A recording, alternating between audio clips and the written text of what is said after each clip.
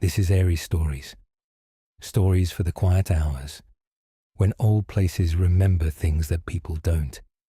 Tonight's story is called The Bridge of Sleeping Stars. Everyone in my town knows the rule: never cross the bridge after midnight. People tell you different reasons. Some say it's bad luck. Some say the river beneath it is cursed. Others say travelers disappeared there long ago.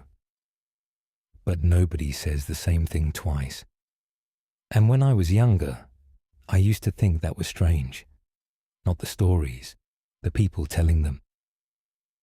Because every time someone talked about the bridge, they looked like they were trying to remember something. Like they had almost forgotten why they were afraid. I didn't think much of it back then. I should have. Because a month ago, I crossed the bridge after midnight, and the next morning, I remembered my brother. The problem was, I've never had one. I woke up with memories that felt completely real, not dreams, not vague images, memories. I remembered us racing bicycles down our street. I remembered him laughing when he beat me. I remembered sitting beside him on our roof in the summer.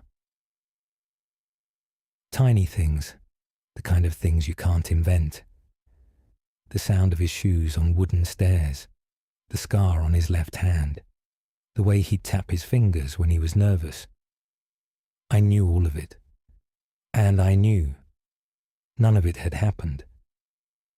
I spent the entire day trying to explain it, trying to tell myself it was stress, exhaustion, a strange dream that followed me into the morning.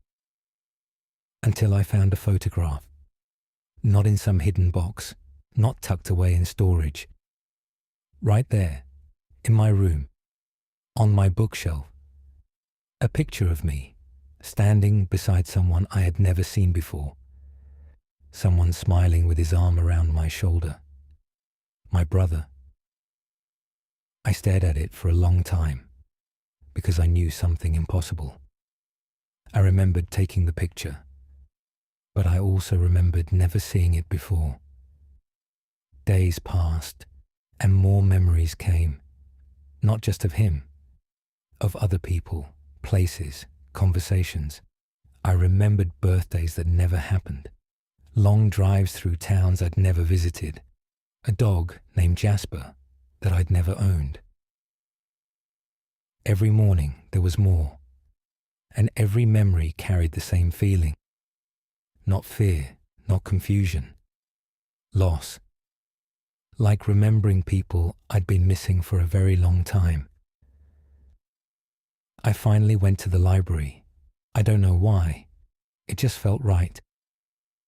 I looked through old town records, newspapers, missing persons reports. And that's when I noticed something. The names. Every memory I had matched someone who disappeared near the bridge. Not recently, over decades. Some children, some adults, some visitors passing through town. All gone. No answers, no bodies, no explanations. Just gone. My chest tightened, because suddenly I knew whose memories they were, not mine. The bridge wasn't giving people false memories. It was giving them forgotten ones, pieces of lives that no longer had anyone left to remember them. And then I remembered something else, something I hadn't before. A woman standing on the bridge, smiling softly, watching me. I remembered moonlight on the stone beneath her feet, the river below, stars reflected in black water, and her voice. You forgot me again. Again. The word settled into me slowly. Again. I didn't remember meeting her. Until suddenly, I did. Not once. Not twice. Many times. Pieces returning all at once. Crossing the bridge. Hearing her voice. Forgetting. Returning. Forgetting again. I realized something that made my stomach drop. The memories didn't belong to random people. They belonged to people nobody remembered anymore. And eventually, they became part of someone else. Passed on, carried forward. Because if nobody remembers you, it's almost like never existing at all. I went back to the bridge that night. Midnight. Silent. Still. And there she was, standing exactly where I remembered. Smiling. Not cruelly, not sadly. Like someone waiting for an old friend. And quietly, she said, "Do you remember me now?"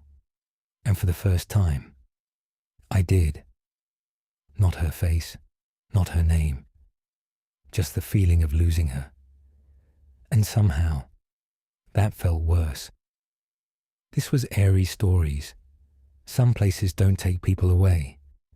Some places keep them until someone remembers they existed. And if you ever cross a bridge after midnight, be careful what you bring back with you, because it may not be yours.